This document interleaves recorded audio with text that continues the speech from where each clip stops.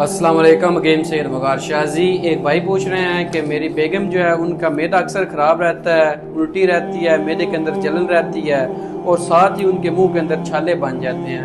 ان کو ٹھیک کرنا یا اس کا کوئی حل بتا دیں کیسے ٹھیک ہوں.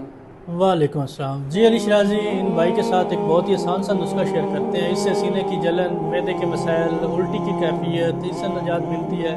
منہ کے اندر جو چھالے بنتے ہیں معدے کی گرمی کی وجہ سے بنے، معدے کی خرابی کی وجہ سے بنتے ہوں، انشاءاللہ تعالیٰ 1 یا 2 روز کے اندر ہی یہ تمام مسائل ٹھیک ہو جاتے ہیں.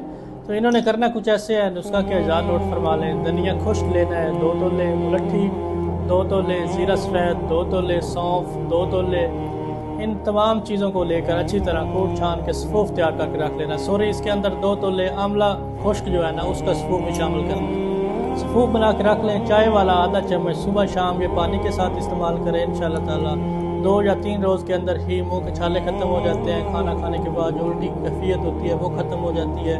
سینے کی جلن، تیزابیت سے نجات دلانے کے لیے یہ بے حد مفید ہے.